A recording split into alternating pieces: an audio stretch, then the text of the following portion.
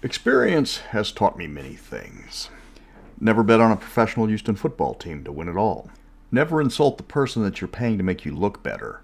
Don't draw to an inside straight. When driving back from Eagle Pass and you have to go through the immigration checkpoint, when the immigration officer asks you if you're an American citizen, do not reply with, Ja, ich bin ein Amerikaner. Amerika ist wunderbar. Ich habe sehen sehr groß Drogenlager in Fredericksburg. That's how I got to meet my new best friend, Officer Mendoza. And from gaming since the early 80s, Barbarians make for a terrible class. We do need to talk about the Barbarian. I've never been a fan. That goes without saying. I was there waiting in line at HBC over on Wilson Road back in '85 for the Unearthed Arcana to be put on the shelf. That book gave us a ton of new stuff. It was going to revolutionize D&D with new races, new classes, new spells, new equipment. It mostly gave us broken jank that didn't help the game at all. Instead, it looked like the leftovers from failed playtest sessions. It gave us the totally not broken Cavaliers that were so great they started with negative levels to make things even for the rest of us. The Thief Acrobat, which was the closest thing to a 5th edition subclass ever, and was probably the best class in that entire book. And finally, the Barbarian, the most one-note, one-dimensional, one-shtick, one-trick pony class ever. A tradition that never changed. After seeing the new proposed Barbarian class, it needs to be finally given the eulogy it deserves. The fighter class has always been called the meat part of the sword, but the Barbarian doubled down on it. Fighters at least had variety in how they could hurt you. Sword and board, two-handed, great weapon, ranked combat, ranged combat, or for the ultimate thrill, all of the above. If the party encountered any monster, the fighter would just switch to the appropriate weapon, even if it was just a sling. Grognard tip of the day. The sling is one of the most utilitarian weapons in the game. It does, on average, 1 point less than a short bow, but you can hide it on your body like it was clothing. The encumbrance is nothing. If you find a rock, you have ammo. It's the perfect ranged backup weapon. The fighter's strength is versatility. You can carry a golf bag of weapons and go for the right one at the right time. It's always been that way. In the old days, you have weapon mastery rules, which gave you extra attacks and a little extra damage. If the attacks didn't come from leveling up, you had to acquire them by focusing on them with training. There was some benefit to specialization, but starting out, you had more proficiencies than you could spend on a single weapon, so why not branch out?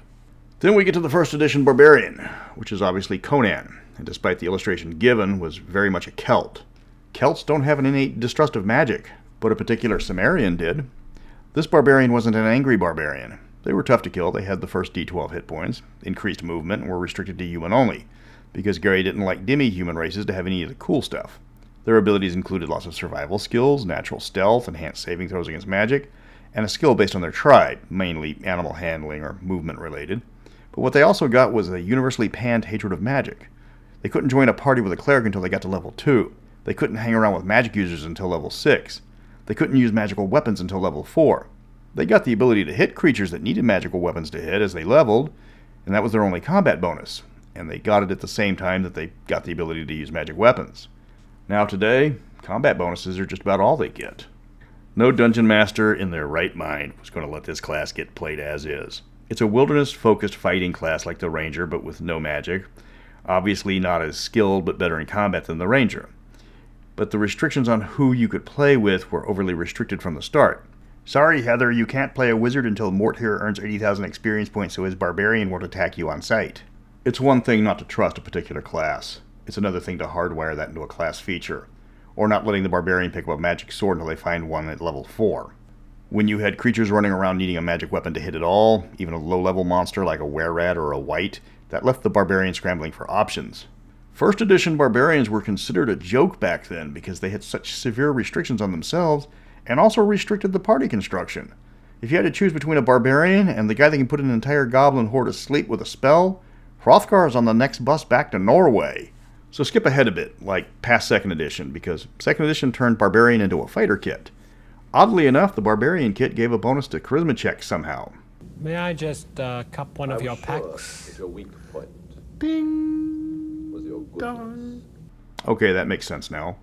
There were also several other similar Barbarian kits, like the Beast Rider, Berserker, which took 10 minutes to enter into a rage, the pre-metal working Savage Warrior, and the better adjusted to society Wilderness Warrior. So 5 different takes on the Barbarian, each representing a different style of play. What genius wrote this book? Aaron Alston. Okay, that explains a lot. Damn, that man is missed. Then 3rd edition arrived, and D&D had arrived, even making the New York Times bestsellers list. Now, certainly we would be getting a Barbarian that would combine aspects of the 5 different varieties provided in 2nd edition that turned a poorly designed character class into a well-rounded one, with different paths to play from Skill Monkey, Rage Monster, Animal Handler, Survivalist, and Spirit type guy. And we get Rage Monster. That's it. Rage Monster. They've got the ability to roid rage once per day at first, a lot of resistances to saving throws, damage, and can't even be sneak attacked unless the rogue is a much higher level. It has the skills to ride animals, survive in the wilderness, and listen to danger. But then he gets hit with the restrictive class design choices that plagued 3rd edition. You never get to see a dual-wielding barbarian because the cost to go battle axes akimbo was prohibitive.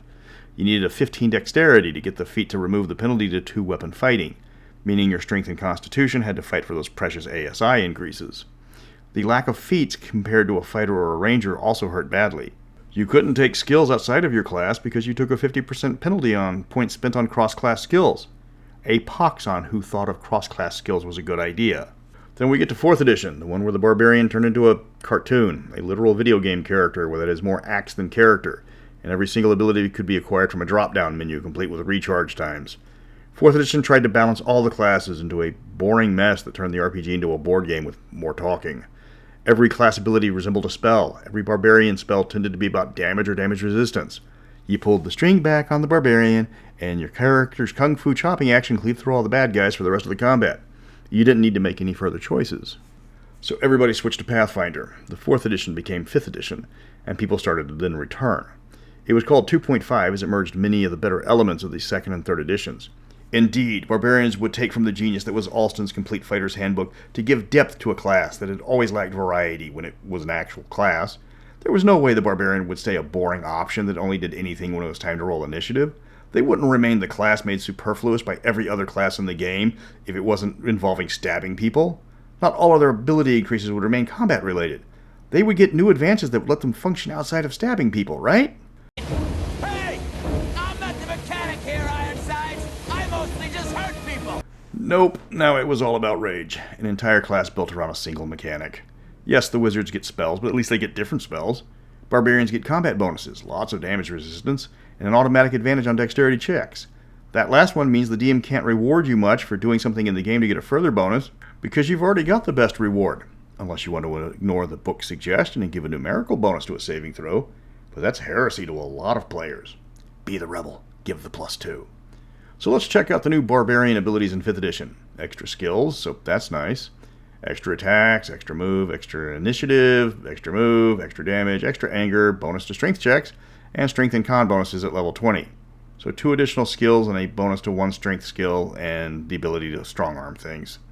Now we have the proposed 5.5 Barbarians. The design team must have seen the problem with Barbarian in 5th edition and decided to give the class a greater range, so it's not useless outside of combat.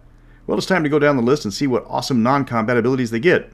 Rage, unarmored combat, weapon mastery, the ability to use skills better when angry, extra damage, extra attack, extra move, advantage on saving throws and initiative, better manhandling, longer rages, becoming too angry to die, even more rage, more strength and con, and finally a super feat at the end. Wow, you don't even get bonus skills anymore. But if you fly into a blind anger, you suddenly get better at being quiet, because that's how it works. Now it's even more about rage. Rage makes you better at combat.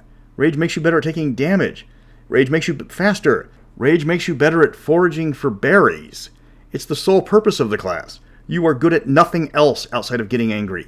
It restricts your combat styles because you have to keep attacking or spend bonus actions to stay angry. So again, no dual wield because that's competing for your bonus action. Ranged combat is right out because while you get to keep the rage going if you make an attack, all the bonuses apply only to strength weapons. But if you're not near any enemies at the start of combat, you can always switch to your backup sling while you advance. It never says when you make your attack, you have to be in range. How do you make barbarians interesting again? Some people like to play Smash Mouth, but fighters and paladins also do that. The more important question is how do you make barbarians useful outside of combat? Giving them specific skills is pointless because, thanks to backgrounds, everybody can get those skills. I'm not saying they need to be good all-arounders. Balance in character design is somewhat necessary, but if someone gets a +1 at something, everybody else doesn't need that +1 either. At least give them something to do outside of standing around and looking menacing at black tie affairs. The most obvious solution is kick them over to fighters. They've long been thought of redundant by many people. Make a fighter subclass of barbarian. The Barbarian gets rage as a feature. It has all the advantages of a fighter in terms of attacks and combat skills. Or take inspiration from 2nd edition and go full Wilderness Warrior Barbarian. The kits from the Fighter's Handbook become the focus. The Animal Handler Barbarian with the saber-toothed Tuco Tuco as a classic Bolivian fantasy character.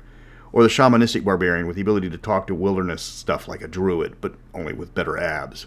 You've got the Skill Monkey that lives on the outside of the civilized areas, but doesn't have to remind himself of all the crap his ex-wife put him through before he gets bonuses to find out where that smell is coming from. You get the baseline Barbarian, who gets the survival skills of a Ranger, but has a broader selection of combat options and more hit points. You don't get the magic of a Ranger, but you can still tank better than anybody. Then you finally get the guy whose wife cheated on him with practically the entire Elven Pantheon, and then took him for everything in the divorce. The guy that feeds on his anger. It keeps him warm. And he will share his opinion of the judge with everyone who gets within range of his axe. Plus he needs to keep raiding dungeons to afford the crippling alimony payments. Those are some thoughts I had reading the new D&D playtest. It seems to be doubling down on the problems the system had originally, and since I've been dealing with Barbarian since almost day one of my DMing career, I had to say something. Well, not Mystara, because Beckme didn't do Barbarians, or Rangers for that matter. Though using the skill system, you could totally make a wilderness fighter that could more than duplicate the purpose of the Barbarian, just without 15 different special abilities, all devoted to rubbing your character's face into the fact that 2 weeks after his divorce, his ex moved in with the judge. These are just some ideas to mull over. If you agree, let WotC know when they put out their survey. It's okay to think outside the box when making a character. We at least deserve classes that allow us to branch out a bit from the base. Okay, that's off my chest. So until next time, remember, don't open your door to Pinkertons.